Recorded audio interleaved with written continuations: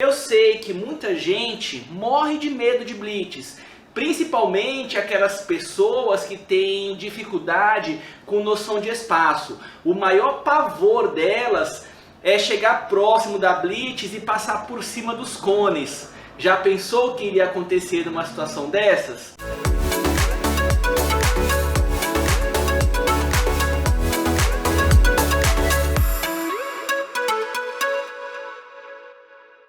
Vou começar falando para vocês os principais erros que vão ser vistoriados durante a blitz, se você for abordada. Então, um agente de trânsito, ou a pessoa, o policial, ou a pessoa que estiver fazendo aquela blitz, ele vai vistoriar os 5 errinhos aqui que eu vou falar para vocês no decorrer das lives. Vou falar sobre a questão da documentação, o porquê que esses 3 documentos são diferentes. As pessoas confundem muito, achando que uma coisa é outra. Vamos falar sobre os documentos de porte obrigatório e aí eu vou falar para vocês em relação aos documentos digitais. Quais os cuidados que você tem que ter ao usar a sua carteira de motorista digital, ao usar o documento do carro também digital. Eu separei aqui 4 cuidados especiais para passar para você. No final, eu vou falar os 4 procedimentos que você deve tomar, as 4 atitudes quando você estiver parando numa blitz para que tudo saia conforme o previsto. Você conhece alguém que ama passar em blitz? Vai pensando para no final você me falar. Aproveito já falar para vocês que nós trabalhamos dando aula para mulheres habilitadas. Se você quiser, procure a gente no YouTube, no Instagram, no Google. Você pode pesquisar por Na Direção Certa, você pode pesquisar por Eu Mereço Dirigir, porque todo mundo merece dirigir o seu carro hoje em dia, e você pode pesquisar também por Aula para Mulheres Habilitadas aqui na cidade de Manaus, Amazonas. Tem muita gente que assiste o nosso canal de outros estados, mas vocês vão ficar com gostinho só das aulas online. Quem quiser realmente fazer aulas presenciais, só em Manaus. Eu já quero começar a nossa aula dando um aviso muito importante. Se você está aqui nessa aula, nessa live, esperando que eu te conte algum segredinho, algum macete, alguma dica milagrosa, já vou avisando que essa aula não é para você. Eu vou falar para aquelas pessoas que realmente querem aprender com técnica,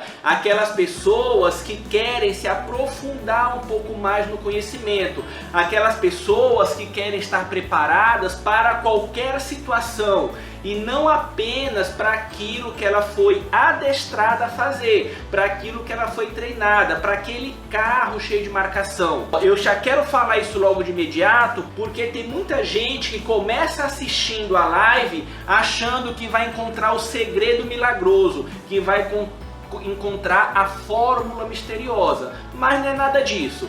Tudo que eu vou passar para vocês nessa aula e em todas as outras são técnicas. Se você é um motorista raiz ou se você quer ser um motorista raiz, essa aula é para você. Vai durar em torno aí de 45 minutos a 1 hora. Já estou avisando logo para no final você não ficar dizendo que eu estou enrolando e não explico nada, porque eu vou explicar tudo isso que eu falei, mas não vai ser com um macete, com pontinho. Nós vamos acabar nos aprofundando um pouquinho mais. Quando você vai ser abordado, quando você começa a passar por uma blitz, quais são os principais pontos que vão ser vistoriados? O que o agente de trânsito, o que aquele policial vai observar no seu carro? Eu separei aqui os 5 principais erros que são vistoriados. Claro que temos muitos outros, mas se você já tiver certo nesses 5, 80% dos seus problemas estarão resolvidos. O primeiro erro que eu quero abordar com você não é o mais importante, mas é o primeiro da relação que eu fiz aqui com vocês. Eles vão verificar a situação, a condição do pneu do seu carro. Vai verificar se o pneu do seu carro não está careca. Muitas vezes ele vai verificar os 4 pneus e também pode verificar até o pneu de estepe. O pneu de estepe, além de estar em condições de uso, ele não pode estar furado, ele não pode estar vazio. Ele tem que estar ali para te socorrer quando precisar. Muita gente acha que pelo fato do agente de trânsito naquele momento não ter o equipamento para medir a profundidade do sulco, a pessoa acha que não pode ser fiscalizado, mas ela está enganada, porque todos os pneus eles têm uma marca de desgaste que dá para verificar visualmente se ele está dentro do padrão ou não. Eu vou desenhar aqui um pouquinho para você, é mais ou menos assim, ó. Vamos supor que aqui é a banda de rodagem do pneu, ok? Aqui é a banda de rodagem do pneu. Aqui você tem o que são chamados de sulcos. Para que servem os sulcos? Os sulcos são exatamente aquelas ranhuras, aqueles buracos que ficam para a água poder escorrer. Se você observar no sentido de rotação do pneu, em caso de chuva, ele vai jogar a água para fora, para não acontecer a aquaplanagem no pneu do seu carro. A legislação fala que a profundidade mínima desses sulcos deve ser de 1,6 milímetros.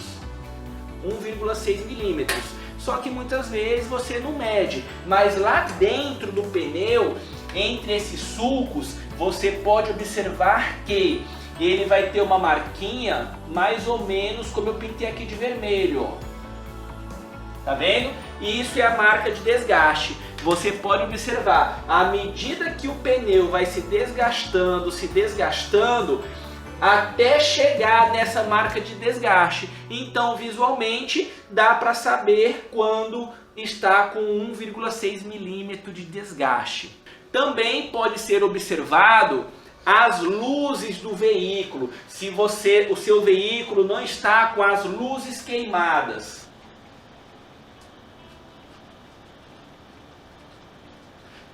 Na frente, você tem os 3 tipos de farol. Tem a luz de posição, a luz baixa e a luz alta, além do pisca para a direita e para a esquerda. Na parte de trás, quando você acende o farol do carro, acende a luzinha vermelha lá atrás. Quando você pisa no freio, acende uma outra luz vermelha.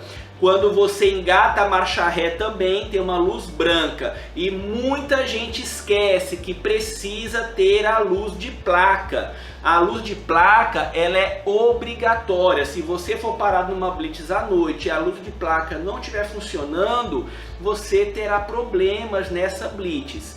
Você deve verificar com frequência o funcionamento dessas luzes. Muitas pessoas têm dificuldade em fazer essa verificação porque não tem ninguém que possa ajudar enquanto ela aperta o freio e ir lá atrás para ver se a luz está funcionando ou não. Qual é a dica? Quando você chegar na sua casa, você entra na garagem de ré e você vai até próximo à parede que fica atrás de você. Quando você chegar próximo à parede, à noite, pelo espelho retrovisor, você vai conseguir ver o reflexo das luzes na parede. Você pode verificar sozinha o funcionamento dessas luzes. Você vai acender a luz de posição, verificar a luzinha vermelha, pisa no freio, verifica se acendeu a outra. Mesma coisa, marcha ré, e aí, claro, a luz de placa você tem que descer do carro e verificar se está aceso ou não. E como você faz para verificar as luzes da frente? Você sai com o carro, faz o retorno e entra de frente. A mesma coisa, se você girar a primeira vez, é a luz de posição, é aquela luz fraquinha, que não ilumina nada, ela serve só para mostrar que ali tem um carro. A segundo estágio é a luz baixa, é o farol que você deve andar quando estiver trafegando por uma via pública iluminada. E o farol alto, quando ele está aceso, você vai ver no painel do veículo uma luzinha azul indicando que o farol alto está aceso. Você só pode andar com farol alto em via pública não iluminada, desde que não tenha nenhum carro, nenhum veículo na sua frente. Se você está andando por uma via não iluminada com um veículo na sua frente, não importa se ele está indo ou se ele está vindo, você não pode usar a luz alta, porque a luz alta ela ofusca o outro motorista. Você é obrigada a usar a luz baixa. Um terceiro item que eu marquei, que eu listei para você, que vai ser verificado na Blitz, é o tipo de calçado que você está usando para dirigir. Ele vai verificar se você está com calçado inadequado. Calçado inadequado.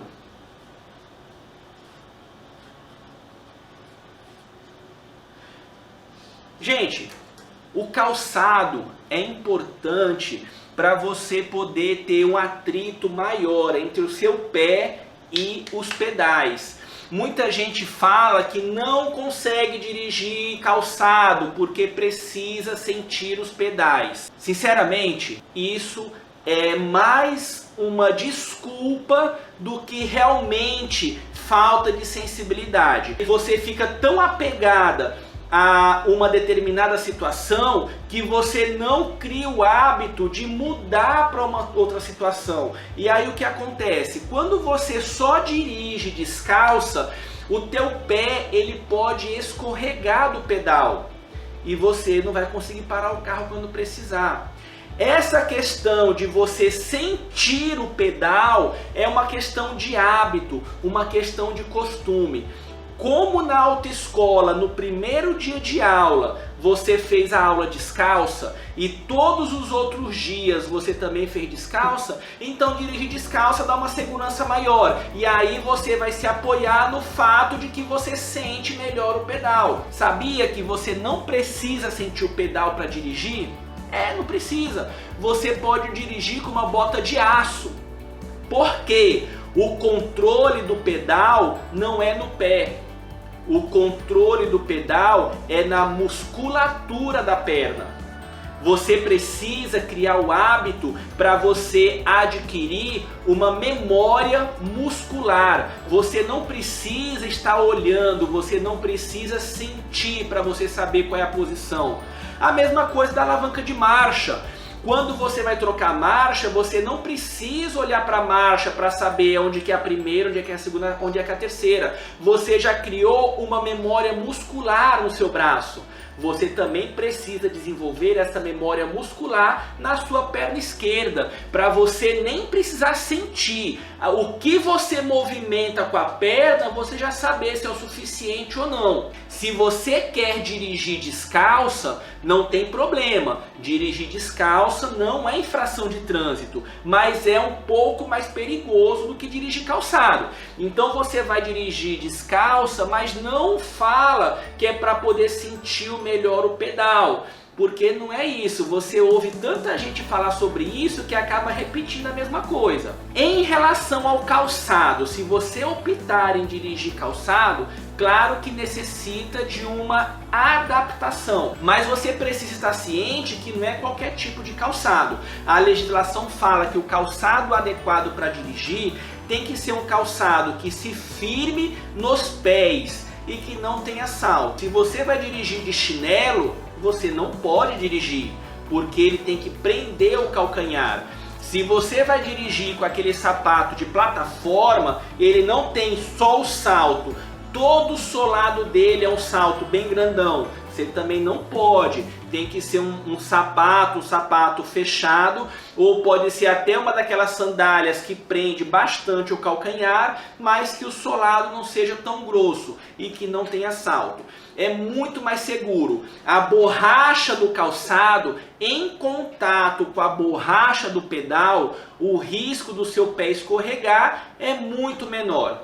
E se você aprendeu, por exemplo, as pessoas elas têm muita dificuldade em controlar a embreagem, porque normalmente a pessoa aprende assim, vai segurar o freio, solta a embreagem até o carro começar a tremer, para depois soltar o freio. Normalmente é assim que as pessoas aprendem. Quem faz desse jeito não sabe controlar a embreagem, não sabe controlar os pedais. Pode até dirigir para qualquer lugar, pode até sair, mas não aprendeu a fazer com técnica. Então, depois ela vai ter dificuldade em dirigir calçado. Mas o problema não é porque precisa sentir o pedal. O problema principal é porque não sabe controlar o pedal. A mesma coisa acontece, por exemplo, quando a pessoa fala assim: Luciano, eu dirijo para qualquer lugar, eu só não sei estacionar. Muitas vezes o problema da pessoa não é com o estacionamento. Muitas vezes aquela pessoa, ela não tem noção de espaço, ela não sabe girar o volante com agilidade, ela não sabe controlar a embreagem para o carro ir devagar, consequentemente não vai conseguir estacionar. A pessoa, a gente não precisa nem ensinar estacionamento, ensinou noção de espaço, controlar o carro para ir devagar e a agilidade para girar o volante, consequentemente ela vai conseguir estacionar. Entendeu qual é a diferença? Por isso que é importante você aprender a dirigir com técnica, não com macete. O quarto passo que eu quero falar para vocês, que normalmente eles vão observar, é a questão do uso do cinto de segurança, o uso da cadeirinha. Então eu vou escrever aqui: cinto / cadeirinha.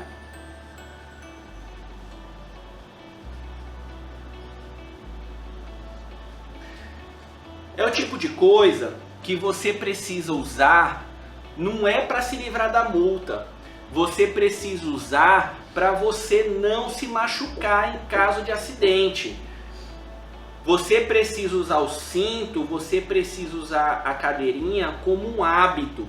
Se você não cria o hábito de usar, você realmente vai esquecer, porque é tudo uma questão de hábito. A partir do momento que você entra no carro, já coloca o cinto, você não esquece de usar. Então você precisa se habituar a fazer isso, não é por causa da multa, é por causa da segurança. Como a maioria de vocês sabem, eu tenho bebês pequenos. Eles andam na cadeirinha deles presos desde que saíram da maternidade.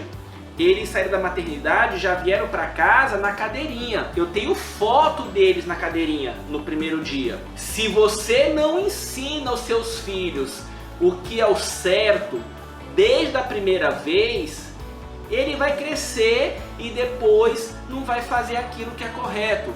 Por exemplo, eu deixo meus filhos na escola todo dia de manhã. E eu vejo crianças de 3, 4 anos chegando na escola no colo do pai dirigindo. Como que uma criança dessa, quando tiver 15, 17, 20 anos, vai fazer o certo se o próprio pai mostrou que a criança pode desobedecer a lei na hora que ela quiser? Então, não adianta você ficar cobrando de políticos, cobrando de pessoas, cobrando honestidade de todo mundo se você não cumpre as regras. E mais uma vez, a regra você deve cumprir não é porque é regra, mas por causa da sua segurança, pela segurança dos seus filhos. Já pensou se, sei lá, você está fazendo tudo certinho, vem um doido e bate você no seu carro e o seu filho se machuca porque o airbag disparou, ele estava no seu colo e o airbag prensou ele contra o seu peito? Você não vai viver com isso da sua vida. Então você deve usar o cinto e a cadeirinha pela segurança, não apenas pela multa. E aqui para a cadeirinha eu quero fazer uma observação. Primeiro que a criança pequena, abaixo de 10 anos, ela só pode andar no banco de trás. Você não pode colocar a criança menor de 10 anos no banco da frente. De 0 a 1 ano de idade, o bebê tem que estar com a cadeirinha virada para trás. Ou seja, vamos supor que aqui realmente é o carro. Em vez de você colocar o bebê virado para frente, ele tem que ficar virado para trás. E o Super Luciano aqui tá tão gordo que até o para-choque do carro caiu. Por que tem que ser virada para trás? Porque o bebê ainda não tem resistência suficiente nos ossos e na musculatura. Se você bater o carro ou se você frear o carro e ele estiver para frente, aquela desaceleração, a cabeça vai para frente, ele vai quebrar o pescoço e a coluna. Se você estiver com a cadeirinha voltada para trás, com a desaceleração, não vai acontecer nada, porque a cabecinha dele está presa na cadeirinha, está apoiada na cadeirinha.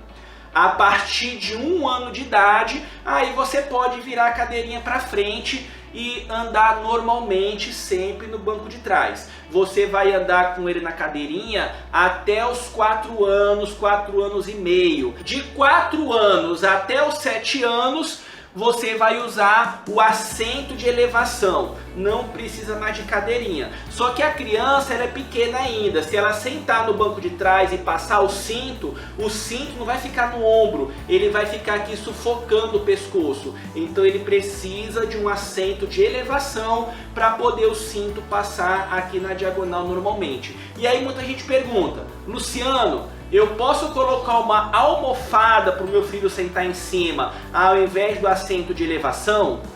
Não, você pode, por um simples motivo. A almofada, ela fica solta. Com o balanço do carro, ela vai sair para um lado, vai sair para o outro e seu filho vai acabar descendo. E sem contar que a própria legislação de trânsito fala que é obrigatório o uso do assento de elevação. É um equipamento que você vai gastar R$100, R$120 para ser usado durante 3 anos. Você compra sapato, bolsa, calça, muito mais caro do que isso para usar por 3, 4 meses. Então é questão da prioridade. Vale a pena ou não vale? Ah, é muito caro. E aí, será se a bolsa, o sapato, o calçado é muito mais caro do que isso e compra para usar 3, 4, 5 meses? Use pela segurança, não porque você está sendo obrigada. A partir dos 7 anos, não precisa mais usar o assento de elevação, entretanto a criança só pode andar no banco de trás. Ela só vai para o banco da frente após os 10 anos de idade. O quinto e último passo que eu falei, que eu listei aqui para vocês sobre o que vai ser vistoriado nessa blitz, é a questão da documentação. Documentação. Eu coloquei no último item da nossa relação, mas normalmente é a primeira coisa que o agente de trânsito fiscaliza. É a questão da documentação.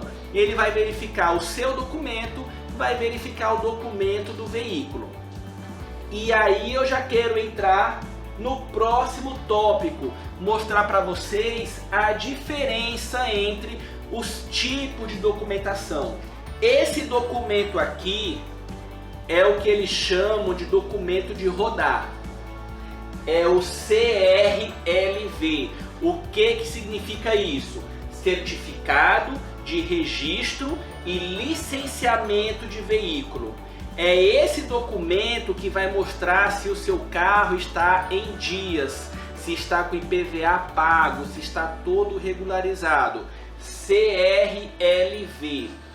Junto com esse documento, você tem o bilhete do seguro DPVAT, o seguro que vai cobrir danos pessoais causados por veículos automotores terrestres. Você não precisa ter carro para você receber o DPVAT. Se você é um pedestre e você sofreu algum dano causado por veículo automotor terrestre, você pode solicitar o DPVAT mesmo sem ter carro. Esse documento aqui não é frente e verso. Na realidade, ele abre. Você tem de um lado o CRLV, do outro lado o bilhete DPVAT. Esses dois documentos, eles são de porte obrigatório. Mesmo sendo uma única folha, são 2 documentos separados. Se você não estiver com os 2 documentos, você não vai seguir viagem. É de porte obrigatório, o documento do carro. O outro documento que causa muita dúvida na pessoa é o CRV, é o Certificado de Registro de Veículo. Esse documento é o documento que fica em casa. Você não vai andar com esse documento no carro. Por quê? Porque no verso dele você tem o DUT, documento único de transferência.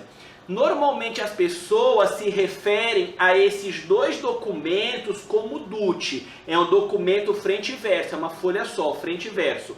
Só que o CRV é uma coisa, DUT é outra coisa. Pelo fato de você ter dois documentos em uma única folha, eles falam que isso aqui é o DUT, mas são dois documentos diferentes. Esse aqui é para quando você vendeu o carro, você vai dizer para quem você vendeu, preço, assinar em cartório para a pessoa poder transferir. Esse documento você guarda em casa, mas não vai esquecer aonde você guardou, porque para você conseguir a segunda via desse documento é a maior burocracia. Certificado de registro e licenciamento de veículo é o documento de rodar, como as pessoas falam, né? É o documento de rodar. CRV, que é o certificado de registro de veículo, e o DUT, documento único de transferência, é o documento que você vai ficar em casa. Toma cuidado para não perder. E quais são os documentos obrigatórios? É o CRLV, o bilhete DPVAT e a sua carteira nacional de habilitação. Sobre a carteira nacional de habilitação, muita gente acha que a permissão para dirigir não é uma carteira nacional de habilitação. Eu pergunto assim, quando que você tirou a sua CNH, a sua carteira de motorista? A pessoa fala que não tem ainda, que ela tem só a PPD. Não, ela tem uma carteira de habilitação. Só que essa carteira de habilitação é uma carteira especial, que vale apenas por 1 ano. Com a permissão para dirigir, você pode fazer tudo que você faz com a carteira definitiva. Você pode dirigir por qualquer lugar no Brasil, você pode inclusive dirigir em outros países. Se você quiser, com a permissão para dirigir, você pode solicitar a sua carteira internacional de motorista. Essa permissão ela vai valer só por 1 ano, que ela tem a mesma validade da sua permissão para dirigir. Você precisa estar com esses 3 documentos de porte obrigatório. Só que esses 3 documentos agora, você não precisa estar com eles no meio físico. Você pode estar com a sua documentação digital. E eu quero falar com vocês quais são os cuidados com a documentação digital que você precisa ter para não passar por apuros. Não quero falar aqui sobre hacker, sobre segurança, sobre cybercrimes, nada sobre isso. Eu quero falar sobre questão prática mesmo. O primeiro cuidado que eu listei para você sobre os documentos digitais é assim: apesar de você poder andar só com documento digital no celular, eu recomendo que você também tenha o documento físico. Ter o documento físico. Ter o documento físico.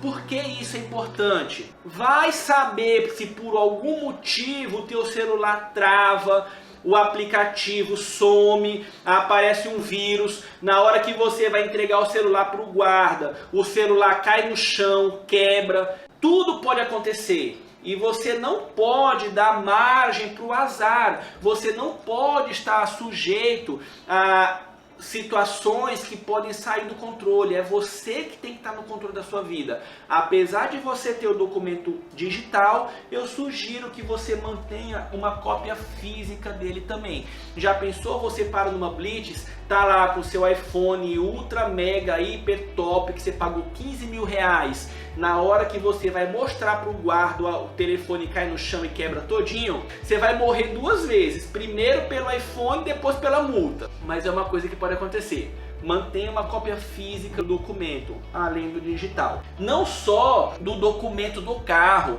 você também pode manter uma cópia física da sua carteira de motorista. Para aquelas pessoas que têm um aplicativo instalado no seu celular, no canto inferior direito tem as opções. Você vai clicar na opção de exportar. Quando você seleciona essa opção, você consegue gerar aquele documento em PDF, tanto a carteira de motorista quanto o documento do carro. É só você imprimir esse documento em PDF. Você imprime, deixa dentro do seu carro, para qualquer coisa você está disponível. O segundo cuidado que eu listei para você é em relação à bateria do celular. E se acabar a bateria?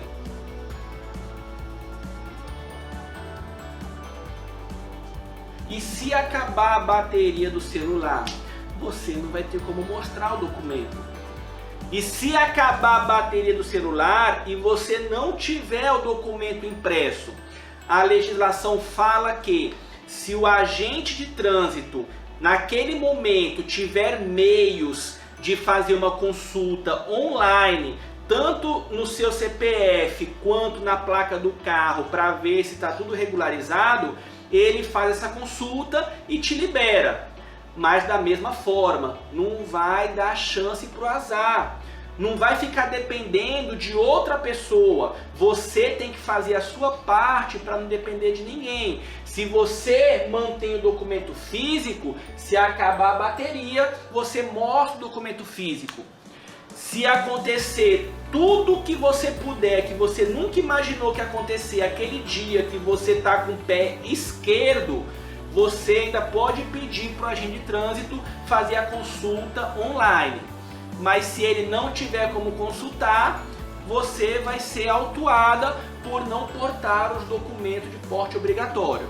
São duas infrações diferentes, olha só. Se você não tem o documento, é uma coisa. Se você tem, mas o documento não está com você naquele momento, é uma outra infração. Por isso que as pessoas, por exemplo, ela tem carteira de moto e está dirigindo carro, ou então tem a carteira de carro e está dirigindo moto, ou então a pessoa está dirigindo sem nem ter carteira de motorista. Dirigir sem carteira é muito mais grave do ponto de vista da multa do que aquela pessoa que tem carteira, mas só não está com a carteira agora. Entendeu? São infrações diferentes. Não ter é uma coisa, ter e não portar é outra infração diferente. Outro cuidado que você tem é em relação à validação com QR Code. Está cada dia mais comum você receber documento de pessoas e documento de carro em PDF. Um arquivo impresso. Às vezes a pessoa fala, um documento de identificação, a pessoa entrega a CNH digital. Você tem como conferir a veracidade daquele documento. Toda a documentação, ela vem com código, ela vem com QR Code, e aí você pode seguir as instruções para poder verificar se aquele documento realmente não é adulterado, se ele é válido. E se o meu documento for bloqueado? Como assim, Luciano? O documento ele pode ser bloqueado? Pode sim. Vamos supor que você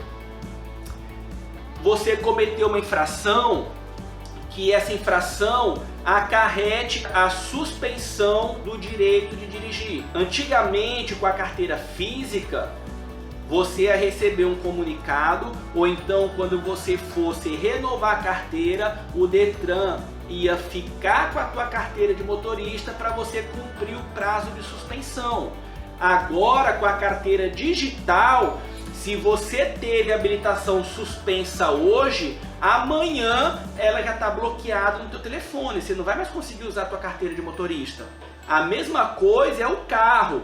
Se o seu carro IPVA venceu e você não providenciou a renovação, o documento já vai ser bloqueado instantaneamente. Você não vai ter mais documento para apresentar. É uma forma de facilitar a fiscalização, de facilitar o controle daquelas pessoas que estão certas e aquelas pessoas que estão erradas. Mas pense o seguinte, você não vai ter problema nunca se você estiver fazendo a coisa correta. E quando você chegar na Blitz, o que é que você precisa fazer quando chegar na Blitz? Separei também aqui 4 itens que vão te ajudar muito. Primeira coisa que você vai fazer quando você chegar numa blitz, a primeira coisa é reduzir a velocidade.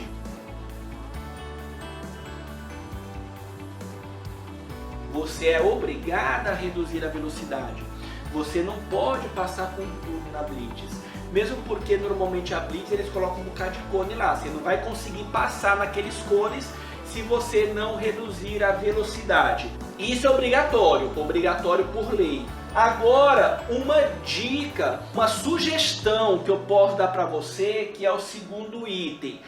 Quando você estiver passando pela blitz, para você abaixar o vidro do carro.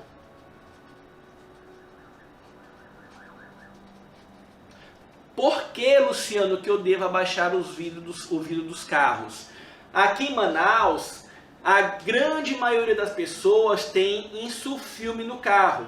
E a grande maioria das pessoas usam insufilme com um percentual acima do que é permitido por lei.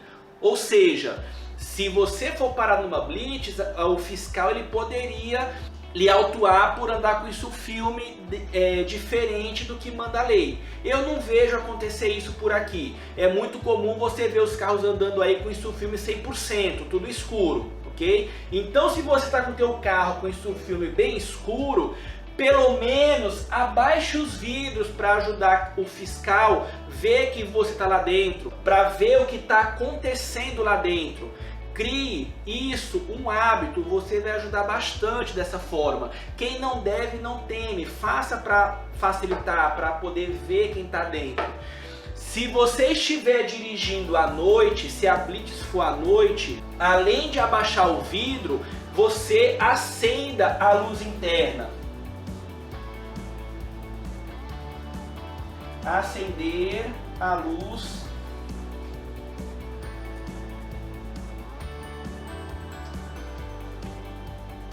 interna. Gente, isso aqui não é se você for parado na blitz, não, se você for parado tem que fazer mesmo. Isso aqui eu tô falando quando você está passando, mesmo que você não seja parado. Você reduz a velocidade, abaixa os vidros, acenda a luz interna se for à noite. Principalmente se for uma blitz policial. O pessoal aqui em Manaus da Rocan tem alguns batalhões da polícia que eles ficam fazendo blitz, principalmente no final de semana, procurando marginais, bandidos, procurando pessoas que estão armadas, carregando drogas e tudo isso. Eles estão ali para proteger a gente. Eles não sabem quem está dentro do carro. Então já fica aquela situação muito tensa, fica você ali, o policial do outro lado, sem saber o que está acontecendo, ele fica morrendo de medo de você, você fica morrendo de medo dele. Então, para um não ficar com medo do outro, faça isso, abaixa o vidro, acenda a luz interna.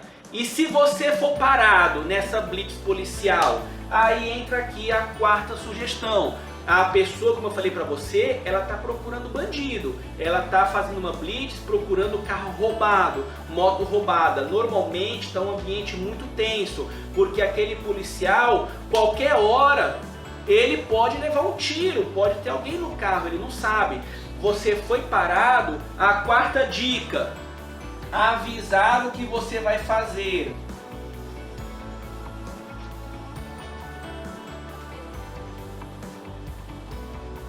Avisar o que vai fazer. Como assim, Luciano? O policial fala para você: senhora, documento do carro e habilitação. O seu celular está dentro do porta-luvas. Você não vai esticar no porta-luva e pegar o documento logo de cara. Ele pode pensar que você vai pegar uma arma. Então você fala: documento do carro e habilitação. Tudo bem, está no porta-luvas, eu vou pegar. Aí você abre o porta-luvas e pega. Tudo bem, eu guardo embaixo do banco. Aí você vai embaixo do banco e pega. Você sempre avisa o que você vai fazer, principalmente se for blitz policial. E o mais importante de tudo, não bata nos cones.